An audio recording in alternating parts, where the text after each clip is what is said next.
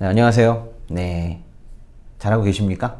예, 오늘 아침에 엘리베이터에서 한 학생 만났는데 그 학생이 요즘 관세법 공부를 다른 거에 밀려가지고 잘 못하고 있다는 거예요. 그래서 제가 그러면 안 된다라고 말했습니다. 예, 매일매일 조금씩이라도 계속 보셔야 돼요. 예.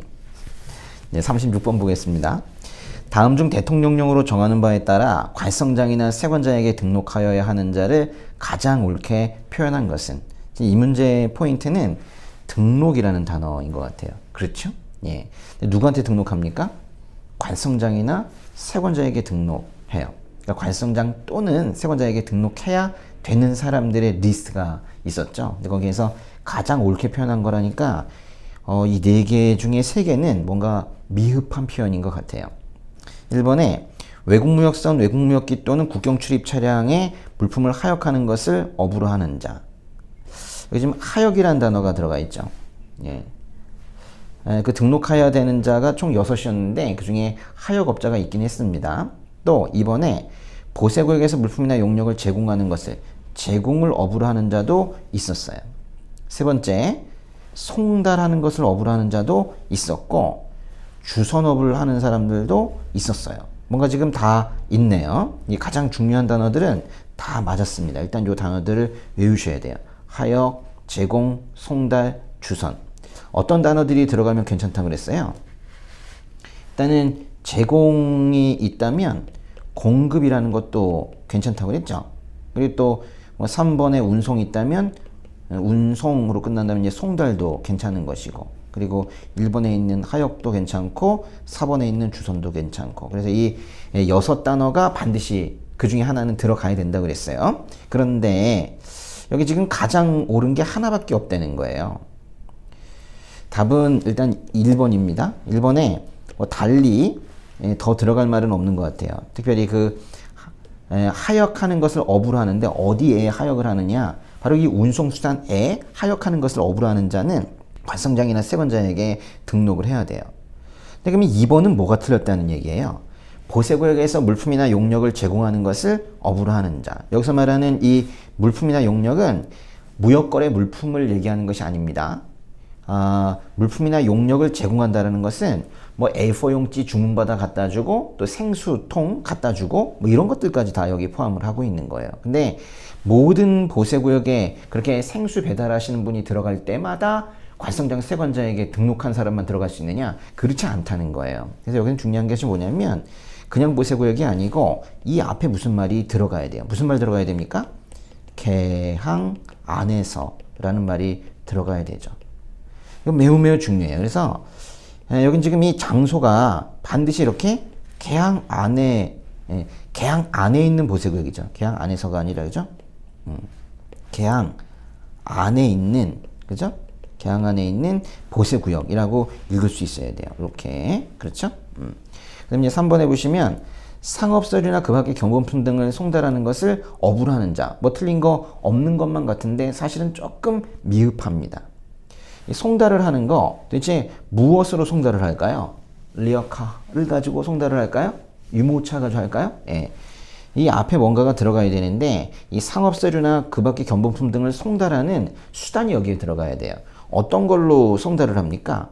바로 여기 1번에 있네요. 그죠? 1번에 있는 이 표현을 그대로 갖다 쓰면 되겠는데요. 그죠? 외국무역선, 외국무역기 또는 국경 출입 차량, 외국무역선, 외국무역기 또는 국경 출입 차량, 외국무역선, 외국무역 국경 출입 차량, 의로인가요? 뭘까요?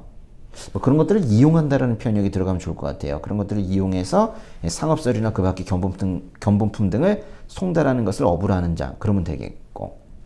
4번은 또 어느 부분이 미흡한가요?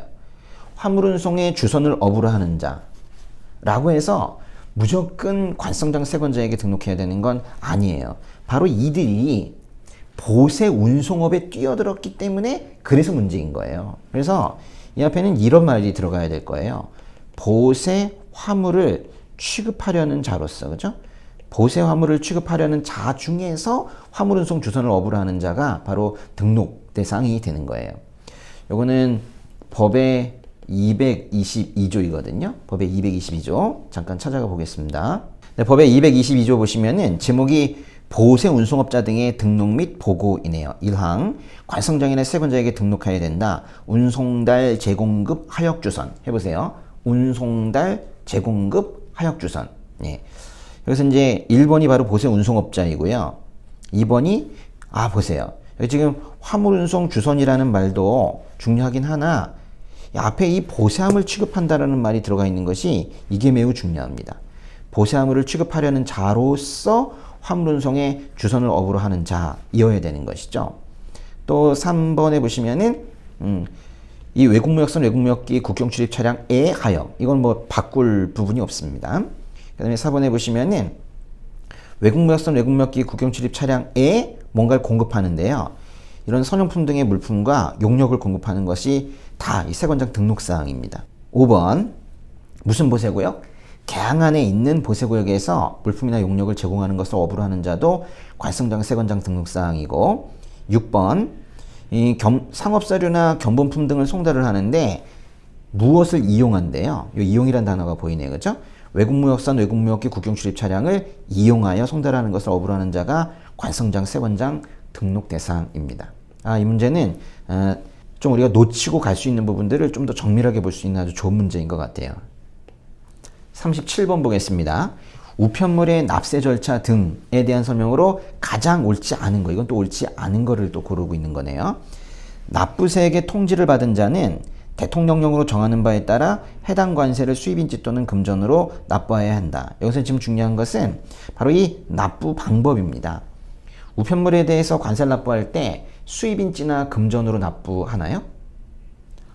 맞습니까? 제가 보기엔 맞는 것 같긴 한데 일단은 체크하고 일단 넘어가겠습니다. 네, 두 번째, 우편물에 대한 관세의 납세 의무는 해당 우편물이 반송이 되면 소멸한대요. 우리 납세 의무 소멸 사유가 따로 있었는데요. 납세 의무 소멸 사유가 어떤 것들이 있었어요? 관세를 납부하거나 또는 관세 충당을 하거나 또는 관세 부과 취소가 되거나 또 어떤 것들이 있었어요? 또 관세부가 제척기간 만료가 되거나 또는 관세 징수권 소멸시효 완성이 되거나 뭐 이런 것들이 있죠. 이런 것들이 모두 납세의무 소멸 사유인데 우편물에 있어서만큼은 이렇게 우편물 반송이라는 게 하나 더 납세의무 소멸 사유로 추가된다고 그랬어요. 이것도 일단 맞는 것처럼 보이고요. 세 번째, 우편물에 대한 관세를 납부하고자 하는 자는 세관장이 납세고지서를 발급한 경우와 기타의 경우를 나누어서 지금 납부 방법을 이야기하고 있는데요. 세관장이 납세고지서를 발급했을 때에는 세관장에게, 기타의 경우에는 금융기관에 납부한다 그랬어요. 근데 여기 좀 문제가 터지고 있는 게 뭐냐면 금전으로 납부한대요. 저 위쪽에서는 수입인지 또는 금전이라고 그랬는데 이 밑에서는 금전이라고만 하고 있죠. 이게 좀 차이가 나는 거 보이십니까? 예. 사실은 여기 동그라미 1번은 법의 표현이고 이 동그라미 3번은 영의 표현이거든요. 법에서 수입인지 또는 금전이라고 해놓았어도 시행령에서는 그 위임을 받아 그 중에 일부만 써도 되는 거예요. 그래서 이 3번에서 금전만 언급한 것은 이거는 잘못된 것은 아닙니다. 이거는 괜찮은 얘기예요. 그런데 3번에 다시 보시면 여긴 그래서 무슨 수단으로 납부하는 게 중요한 게 아니라 누구에게 누구에 납부하는지 바로 이 부분이 더 중요한 거예요. 세관장이 납세고지서를 발급한 경우에는 세관장에게, 기타의 경우에는 근데 이제 이 기타의 경우는 금융기관이라는 요 표현이 좀 잘못된 것 같아요. 금융기관은 너무 크게 표현을 한 거예요. 여기는 금융기관 전체가 되는 건 아니고 최신관서만 됩니다. 최신관서. 그래서 납부하는 거는요, 쉽게 말하면 세관이나 우체국에 내는 거예요. 답은 그래서 3번이 되겠고요. 4번에 최신관서는 관세를 징수해야 되는 우편물이라면, 좀 세금을 내야 되는 우편물이라면 그때는 징수 전에는 내줄 수가 없다. 그러니까 돈을 받아야 내주는 것이 원칙이다라는 거예요. 이것도 맞는 표현입니다. 이것도 이 관련된 부분 가가지고 좀 복습하고 올게요. 제가 이 유튜브를 이렇게 하면서 시간의 구애를 받지 않는 것 때문에 좀 너무 좋아요. 256조부터 쭉 보시는데요. 256조 통관우체국, 수출수입 반송 우편물, 서신은 제외한다. 통관우체국 경유해야 된다. 통관우체국은 관성장이 지정합니다. 257조, 통관우체국 장이 세관장에게 우편물에 대한 검사를 받아야 됩니다. 258조 세관장이 통관이 안 된다고 결정했을 때에는 발송하거나 내주는 것도 할 수 없다는 거죠. 제일 중요한 것이 258조 2항인데 바로 이 수입신고 대상 우편물이 여기에 나와 있습니다. 259조 세관장은 그 결정사항을, 여기서 259조 1항에서 말하는 결정사항은 통관 결정사항인데요. 통관 결정사항을 또 관세 징수하는 경우에 그 세액을, 그러니까 통관 결정사항과 세액을 통관 우체국 장에게 통지하면 259조 2항에서 그 통관 우체국 장이 수취인이나 발송인에게 그 결정사항을 통지한다는 것은 그것을 전달해 준다, 이런 얘기죠. 그래서 여긴 지금 통지가 두 번 나와 있어요. 1차 통지가 있고 2차 통지가 있고 그런 것입니다. 그렇죠? 260조 우편물의 납세 절차, 바로 이 부분이네요. 그렇죠? 좀 전에 문제에서 주로 다루어졌던 부분인데 260조의 1항을 보시면은 수입인지 또는 금전으로 납부를 해야 된대요. 징수하기 전에는 수취인에게 내줄 수 없대요. 261조에 납세 의무는 우편물이 반송이 되면 소멸한대요. 다 이 중에서 나오는 것인데 잘 보세요. 옆에 시행령이 분명히 있지만은 법률만 가지고도 사지선다 오지선다가 충분히 나오고도 남는 그런 부분입니다. 그런데 옆에 뭐 시행령 261조가 일단 시험에 많이 나오고 있는 데다가 법의 260조와 바로 옆에 있는 시행령 263조를 좀 또 비교해 보세요. 좀 전에도 봤지만은 수입인지 또는 금전으로 그런 방식으로 납부할 수가 있는데 시행령에서는 오히려 그런 수단보다는 누구에게 납부할 수 있는지를 중심으로 이야기하고 있어요. 그래서 263조에 보시면 세관장에게 납부하는 경우도 있고 차신관세에 납부하는 경우도 있는데 262조 제2항이라는 것은 바로 위에 있네요. 262조 2항 납세고지서로서 이에 가름한다라는 이 부분입니다. 말하자면 세관장이 납세고지서를 발행한 경우에는 바로 그 세관장에게 돈을 내고 그 밖의 경우에는 최신관세에 낸다라는 거예요. 이렇게 한번 복습을 하고 이 부분을 보니까 더 잘 보이죠, 그렇죠? 예. 38번 보겠습니다. 관세법상 과징금의 납부에 관하여 잘못 설명한 거 그랬어요. 일단은 과징금이라는 거, 이게 아주 시험에 나오기 좋은 부분인데 이 과징금은 언제 내게 됩니까? 일단 과징금은 누가 부과합니까? 세관장이 부과하는 경우도 있고 관성장이 부과하는 경우도 있고 그렇죠? 예. 세관장이 누구한테 부과한다고 그랬어요? 세관장은 특허보세구역 운영인의 반입정지 등을 가름해서 부과하기도 하고 또 보세 운송업자 등에게 부과하기도 하죠.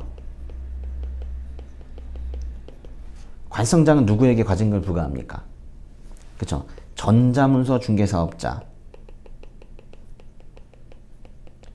부과하기도 하고 이 사람이 나온다면 항상 같이 따라 나오는 사람이 누구예요? 국가관세 종합정보망 운영사업자죠. 사람 이름이 참 길어요. 그죠? 예. 국가관세 종합정보망 운영사업자. 그래서 이렇게 과징금이 부과될 수 있는 대상이 총 4입니다. 좀 알아두시고요. 그럴 때 이 전체 과징금에 대한 얘기인데요. 잘못 설명한 것은 무엇인가? 1번 보세요. 관성장은 이렇게 나와도 되는가? 여기서 지금 보면 과징금이 두 종류의 과징금이 있는데요. 관성장이 부과하는 과징금이 있고 세관장이 부과하는 과징금이 있는데 이 과징금의 메인 규정, 즉 말하자면 이 공통 규정은 이쪽에 나와 있어요. 그래서 그냥 과징금 규정이 나올 때 주어가 관성장이라고 나온다면 메인 규정을 그대로 갖다 쓴 거구나 이렇게 생각하시면 되는 거예요. 관성장은 과징금을 부과하고자 할 때에는 해당 과징금의 금액을 명시해서 이를 납부할 것을, 여기 중요한 것이 이 끝부분인데요. 서면 또는 전자문서로 통지한다는 거예요.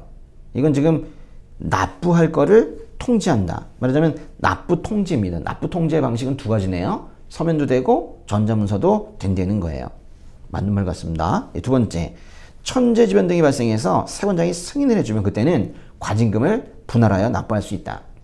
과징금은 일종의 제재인데요. 천재지변 등이 발생해서 세관장이 승인을 받았다고 제재 차원에서 내는 이 과징금을 분할하여 납부할 수 있다. 이건 뭔가 조금 이상한 것 같아요. 사실 앞에 있는 말도 원래는 없는 말입니다. 답은 일단 2번이고요.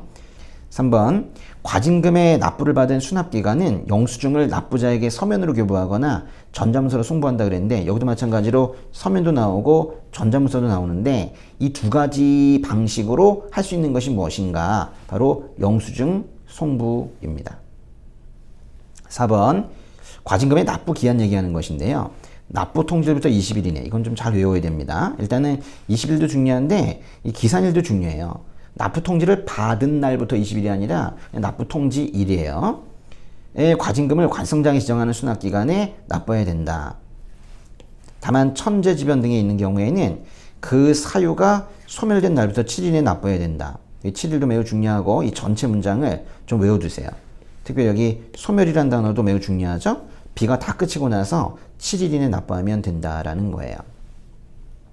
답이 2번이긴 한데 이것도 좀 가서 보도록 하겠습니다. 여기 보시면은 특별히 285조의 6에서는 딱 요 국가관세 종합종합 운영사업자 등에 대한 과징금 이야기만 있고 285조의 7, 이 부분이 바로 전체 공통규정이에요. 1항에 보시면 서면이나 전자문서로 납부 통지하죠. 3항에 보시면 서면이나 전자문서로 영수증 교부 송부하죠. 4번에 보시면 서면 또는 전자문서로 수납 사실을 통지하죠. 한꺼번에 다 외우셔야 되고 아주 중요한 것이 바로 2번과 맨 끝에 있는 5번인데요. 2번에 보시면 20일 내 내야 되고 7일 내 납부할 수 있도록 또 연장이 되기도 합니다. 5번 보세요. 뭐라고 되어 있어요? 군더더기 없이 과징금은 이를 분할하여 납부할 수 없다. 다만 있어요. 다만 없죠. 승인이 있어요. 그런 거 없죠. 그냥 안 된다는 거예요. 이유가 없습니다. 무슨 벌을 받으면서 분할 납부냐. 안 된다 이거예요. 이건 만약에 오답으로 만든다면 된다라고 하거나 또는 이러이러한 경우엔 된다고 하거나 그렇게 낼 거예요. 바로 이 문제와 같은 그런 형태일 거예요. 뭔가 승인을 받으면 되는 것처럼 이래도 안 되는 거예요. 네, 39번 보겠습니다. 관세법 제 324조에 따른 포상이래요. 상 주는 거네요. 예. 잘못 설명한 것은 무엇인가? 일단은 포상의 권한은 누가 가지고 있어요? 원래는 관성장이 가지고 있는 것인데 그 포상의 권한을 세관장에게 위임할 수가 있죠. 그렇죠? 그래서 관성장이 원래 가지고 있는 것을 세관장에게 즉 하급관청에게 이렇게 권한을 넘겨주는 것은 우리가 보통 위임이라고 합니다. 2번 관성장은 체납자의 은닉재산을 신고한 사람에게 이건 지금 모든 포상이 아니라 은닉재산 신고를 얘기하고 있는 거예요. 이 부분도 잘 보셔야 돼요. 은닉재산 신고. 이거는 뭔가 은닉재산을 신고해서 거기서 돈이 나오잖아요. 그럼 그 중에 일부를 포상금으로 지급을 하겠다라는 거거든요. 그래서 1억 원에 이거 아닌데 1억 원 아니잖아요. 얼마예요? 10억 원이죠. 10억 원. 근데 이제 이 1억 원이 참 좋은 오답이긴 한 것이 옛날에 1억 원이었어요. 그러다 이게 10억으로 늘어나게 됐거든요. 예. 답은 2번이네요. 공로자 중에서 관세범을 세관 그 밖의 수사기관에 통보한 자, 그러니까 관세범을 통보한 자, 통보를 한 사람은 또 체납자의 은닉재산을 신고한 자에 대해서는 익명으로 포상할 수 있다 그랬어요.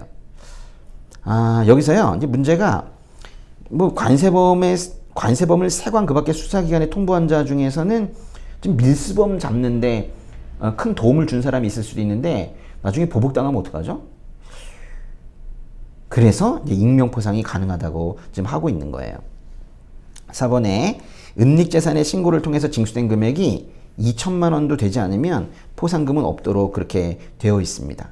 이 2천만 원도 알아두셔야 되겠죠. 원래는 여기가 이제 대통령령으로 정하는 금액이라고 되어 있는데 그 대통령령에 가보면 그것이 2천만 원이라고 되어 있어요. 이 부분도 본문 가셔가지고 조금 복습을 하도록 하겠습니다. 324조 보세요. 포상 1항에 관성장은 다음의 경우에 포상할 수 있다. 1호 관세범 잡는데 공로가 있는 사람. 2호 범죄 물품을 압수한 사람으로서 공로가 있는 사람. 3호 추징하는데 공로가 있는 사람. 4호 관성장의 개선이나 발전에 특별히 공로가 있는 사람. 2항 체납자의 은닉재산 신고. 이게 중요하다니까요. 은닉재산을 신고했을 때 그것이 돈이 되니까 그중에 일부를 포상금으로 준다는 거예요. 근데 얼마입니까? 그렇죠. 10억 원이에요. 10억 원의 범위에서 포상금을 지급할 수 있다. 다만 은닉재산의 신고를 통해서 징수된 금액이 얼마? 대통령령으로 정하는 금액 미만인 경우와 하나가 더 있네요. 공무원이 직무와 관련하여 은닉재산을 신고한 경우, 공무원이 할 일을 했을 때, 그럴 때는 포상금을 지급하지 않는다잖아요. 그러니까 2천만 원은 여기 보세요. 5항에 법제 324조 제2항 단서에서 대통령을 정하는 금액이란 2천만 원이다 그랬죠. 여기서 이제 우리가 꼭 좀 알아두셔야 되는 게 있는데, 시행령 277조에 보시면은 거기에 사망이네요. 사망에 그 공로자 중에서 공로자 중에서 관세범을 통보한 자와 은닉재산을 신고한 자에 대해서는 나중에 보복을 당할 수 있기 때문에 익명포상이 가능합니다. 밑으로 쭉 내려가시면은 시행령 278조에서 동일한 공로에 대해서는 이중으로 포상할 수 없습니다. 그래서 잘 보세요. 이중 포상은 안 되는 것이고 익명 포상은 되는 거예요. 그렇죠? 예. 네, 40번 보겠습니다. 관세법상 부정한 방법으로 적합 목록을 작성하였거나 제출한 자는 어떻게 처벌이 되는가? 적합 목록을 작성하였거나 제출한 것 자체가 문제인 건 아니죠. 그 앞에 부정한 방법으로란 말이 붙어있기 때문에 문제가 터진 거네요. 지금 뭘 작성하거나 제출한다고요? 적합 목록. 그 배나 비행기에 도대체 무슨 물건이 실려 있는지, 적재된 화물에 대한 목록이 바로 적합 목록이죠. 그거를 부정하게 작성을 했다면 실리지도 않은 걸 실렸다고, 또 실린 걸 또 실리지 않았다고 그렇게 보고를 한 거예요. 이럴 때는 어떻게 처벌이 되는가? 답이 몇 번입니까? 예, 일단은 2번이죠. 2천만 원 이하의 벌금인데요. 이건 매우 중요하다고 그랬어요. 왜냐면은 이것을 부정한 방법으로 적합 목록을 작성하였거나 제출한 경우랑 이 앞에 이런 말이 붙어 있을 때 있죠. 적재 물품과 일치하지 아니하는 적합 목록을 작성하였거나 제출한 경우, 그죠? 이게 좀 다르다고 그랬죠. 그래서 위의 경우에는 이것이 100만 원 이하의 과태료 정도인데 여기에 부정이라는 이런 단어가 만약에 들어가게 된다면 그때는 금액도 확실히 2천만 원으로 늘어나고 그거는 벌금이 된다고 그랬죠. 잠깐 보고 오겠습니다. 네, 법의 276조 허위신고죄 등의 3항이네요. 그죠? 3항인데요. 2천만 원 이하의 벌금, 그 중에 1호가 바로 부정한 방법으로 적합 목록을 작성하였거나 제출한 자입니다. 그런데요, 법의 277조 과태료 부분을 보시면요. 그 중에 5항에 100만 원 이하의 과태료의 첫 번째가 바로 적재 물품과 일치하지 아니하는 적합 목록을 작성하였거나 제출한 자입니다. 비슷한데도 하나는 2천만 원짜리 벌금이고 하나는 100만 원짜리 과태료인 거 이거 꼭 기억하셔야 됩니다.